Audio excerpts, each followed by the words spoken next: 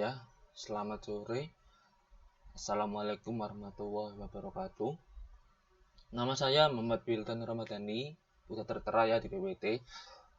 Dan juga saya dari kampus PENS, atau yang mungkin belum pada tahu, saya dari kampus Politeknik Elektronika Negeri Surabaya, yang ada di Surabaya. Saya jurusan dari Teknik Elektronika B. Ya, di sini saya akan menjelaskan metode pembelajaran, yaitu pembelajaran matematika. Lebih tepatnya yaitu materi forecasting. Oke, lanjut saja ya.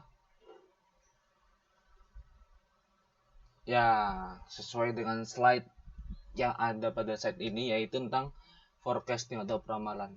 Apa sih peramalan itu sebenarnya?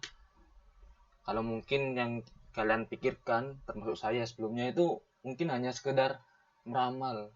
Oh, hanya seperti ini, tidak ada dasarannya, tidak ada teoritisnya.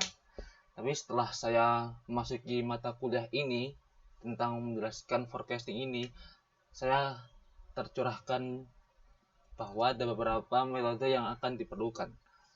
Sebelum masuk ke sana, alangkah baiknya kita akan memahami beberapa poin-poin yang akan saya jelaskan di sini. Pertama, saya akan menjelaskan tentang pendahuluan. Yang kedua tentang apa yang akan saya jelaskan lebih dalam, yaitu tentang moving average. Dan yang ketiga adalah contoh soal. Dan yang keempat adalah kesalahan peramalan yang telah kita lakukan pada metode ini. Oke, lanjut saja. Apa sih forecasting itu?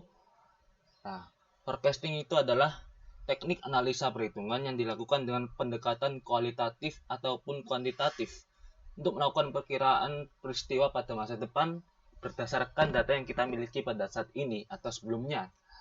Nah, untuk bisa kita melakukan hal tersebut, apa sih yang perlu kita miliki?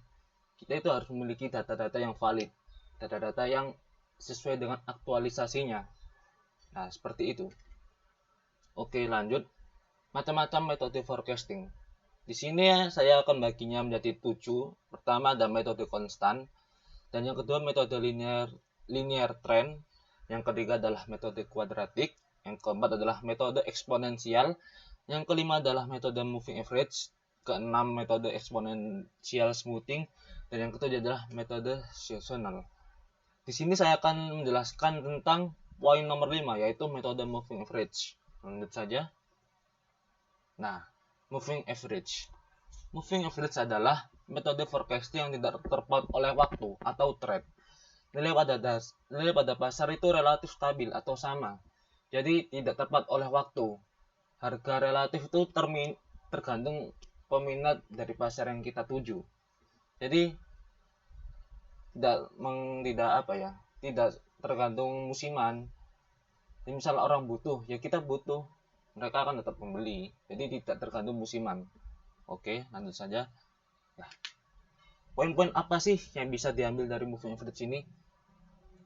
Pertama, seperti sebelumnya, yaitu data permintaan pasar relatif stabil dari waktu ke waktu, digunakan untuk peramalan dalam periode waktu spesifik. Dan yang ketiga, metode ini cenderung memuluskan penyimpangan jangka pendek dalam serial data. Jadi untuk jangka panjang kurang cocok ya menggunakan moving average. Cocoknya menggunakan kisaran 3 bulan atau 2 bulan, atau mungkin kalau dalam hari bisa 2 hari, 3 hari, atau mungkin seminggu. Tidak bisa dalam bentuk tahunan, antar tahun, antar dasawarsa, seperti itu. Moving average di sini menggunakan rumusan seperti yang telah ada pada PowerPoint, yaitu MAN sama dengan sigma N di ya mengganggu. Minta pause.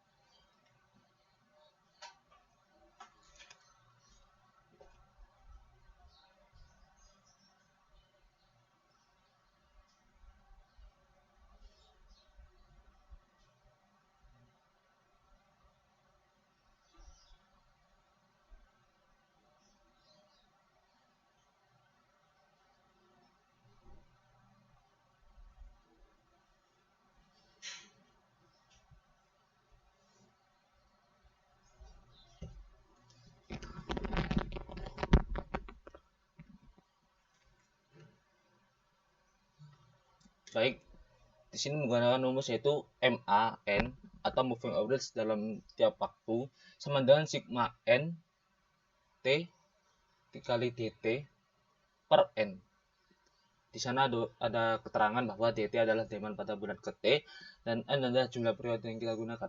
Semisal kita akan merata-ratakan average ya, merata-ratakan tiap 3 bulan, maka kita akan mengambil 3 data bulan sebelumnya dibagi 3, seperti itu. Jadi misal kita akan ambil 4 data, maka kita akan menggunakan nilai jumlah periode itu 4 dengan mengambil nilai 4 data sebelumnya. Nah, untuk lebih jelasnya, maka kita akan langsung menuju ke soal ya. Nah, di sini. Di sini merupakan contoh soal ideal moving average 3 bulan. Maksudnya apa sih 3 bulan? Nah, seperti saya yang jelaskan sebelumnya, di sini ada tabel proses MA pada 3 bulan dan DT. Untuk mengerjakan tabel ini, tabel moving average ini, kita membutuhkan data berupa DT dan banyak data yang akan kita gunakan. Karena di sini saya menggunakan 3 bulan, maka untuk menghitung pada bulan April, kita akan menggunakan 3 bulan sebelumnya, yaitu bulan Januari, Februari, dan Maret. Di sana tertera nilainya bahwa nilai 10 ditambah 12 ditambah 13. Mereka ditotal dan akan dibagi dengan jumlah nilai yang kita ambil. Kita mengambilnya dari 3 bulan. Berarti kita membaginya menjadi 3. Hasil dari penjumlahan tersebut akan mengeluarkan nilai yang ada pada tabel seperti pada sebelahnya. Persis seperti yang pada bulan Mei, Juni, dan Juli, sistem pengerjaannya sama seperti itu. Oke. Nah, di sini adalah permasalahannya adalah kenapa saya menambahkan poin ideal di sini. Nah, kita bisa lihat pada DT dan MA pada 3 bulan bahwa seharusnya idealnya MA atau rata-rata itu adalah nilai minimal atau nilai yang harusnya idealnya itu di bawah nilai DT. Mengapa? Karena MA adalah nilai yang akan kita buat berdasarkan DT yang akan ada. Semisal MA pada 3 bulan di bulan April bernilai 11. Sedangkan nilai aktualisasinya yaitu 16. Berarti kita tidak mengalami kerugian kan? Nah, inilah yang saya maksud ideal, tidak mengalami kerugian yang besar. Seperti bulan Mei. Aktualisasinya 19, sedangkan pada perkiraan peramalan sebelumnya nilainya yaitu 13. Hanya selisih 6 nilai.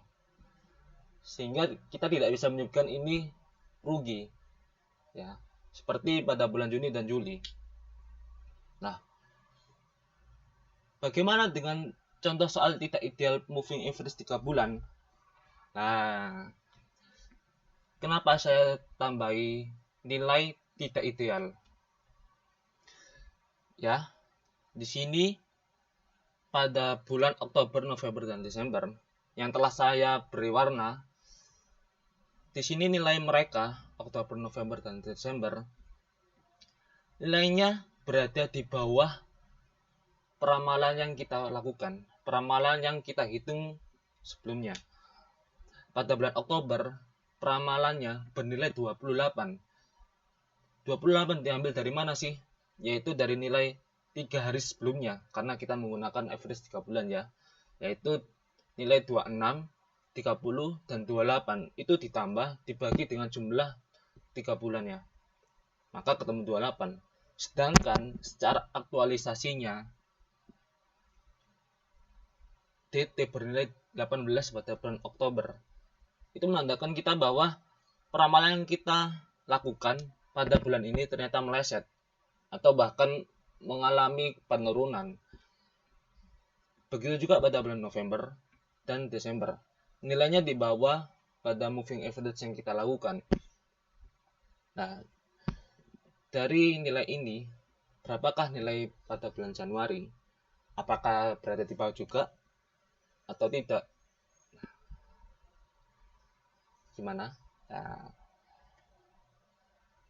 maka untuk meluruskan kesalahan yang ada pada peramalan, metode peramalan yang kita lakukan pada itu tadi, ada beberapa nilai yang bisa kita lakukan, bisa yang kita beri. Pertama adalah kesalahan perkiraan. Pada poin kesalahan perkiraan, kita cukup mengurangi nilai aktual dengan nilai perkiraan, atau nilai pada realita dengan nilai yang kita ramal pada sebelumnya. Dan juga kita bisa menggunakan metode MAD, yaitu mean absolute deviasi. Dengan rumus udah tertera. Begitu juga dengan ada ukuran lain selain akurasi perkiraan, yaitu ada MSE dan MAP. Pada MSE yaitu sesuai dengan pada PPT dan juga MAP. Dan bias adalah kesalahan rata-rata. Nah, bagaimana pemecahan soal yang seperti tidak ideal tersebut? Maka kita masuk sini. Ya, oke. Nah, ini. Kesalahan perkiraan. Kesalahan perkiraan adalah pada rumusan sebelumnya, yaitu nilai DT atau nilai aktual dikurangi dengan nilai peramalan yang kita lakukan. Berarti di sini kita menggunakan rumus nilai DT dikurangi nilai MA, sehingga menghasilkan nilai 4,333. Kita akan melakukan tarik garis agar lebih cepat ya. Nah, lihat pada bulan Oktober, November, Desember, nilai mereka mengalami minus atau penurunan, atau mungkin kerugian yang berbau-bau negatif. Nah, itu terjadi karena apa yang kita lakukan, apa yang kita ramal pada 3 bulan sebelumnya ternyata tidak sesuai nilai secara aktual, yaitu mengalami penurunan atau minus. Nilai tersebut terjadi. Begitu juga dengan absolut. Absolut sama dengan ya, kita melakukan rumus ABS absolut. Ini kita absolutkan. Jadi itu, maka kita akan melakukan tarik garis seperti ini. Didapat nilai seperti ini. Dan begitu juga pada square. Square adalah nilai kuadrat. Apa yang kita kuadratkan? Nilai pada absolutnya ya, kita kuadratkan. Oke. Oh maaf, nilai pada kesalahan perkiraan kita kuadratkan. Maka sama dengan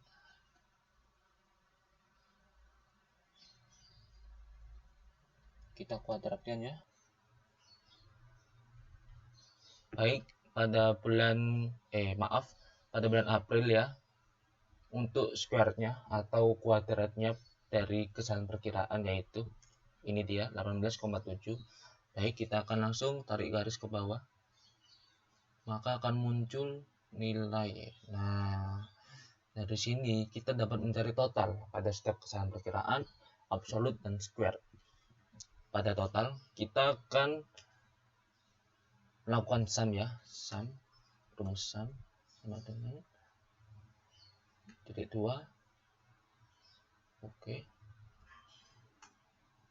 akan muncul nilainya. Maaf, ini bukan seperti ini. Coba saya akan lakukan lagi ya. Wah, itu nilainya ya yang benar. Untuk rata-rata, maka dari nilai total tersebut kita bagi banyak data yang kita lakukan, yaitu 9. Maka sama dengan total dibagi 9 sama dengan, ini juga sama dengan total dibagi 9 sama dengan total dibagi 9. Oke. Dari nilai ini kita menemukan nilai untuk MAD sekian dan untuk nilai MSE sekian ya. Dan mengalami bias sebesar 0,7. Nah, bias itu apa sih? Bias adalah kesalahan peramalan yang dilakukan. Kenapa bisa salah? Karena nilai pada Oktober, November, dan Desember secara aktualisasi lebih rendah daripada nilai peramalan yang kita lakukan. Maka mengalami bias sebesar 0,7. Namun bias ini tidak mewakilkan bahwa metode ini tidak bisa digunakan ya. Jadi belum tentu salah untuk menggunakan metode ini. Oh ya, saya lupa belum belum menghitung untuk bulan Januari ya. Untuk bulan Januari langsung saja ini ada ini bulan ini ditambah 16 ditambah 14 bulan Januari, maka dibagi 3 menghasilkan nilai 16. Ini merupakan nilai moving average 3 bulan untuk bulan Januari berdasarkan 3 data sebelumnya. Karena ada bias sebesar 0,7, kemungkinan besar secara aktualisasi nilai akan lebih kecil daripada MA atau moving average. Namun bukan berarti metode ini tidak cocok digunakan untuk masalah ini, karena menurut saya bias 0,7 itu relatif kecil sehingga tidak terlalu mempengaruhi apa yang dikerjakan. Terima kasih atas perhatiannya. Mohon maaf bila ada kata-kata yang salah dan penjelasan saya. Assalamualaikum warahmatullahi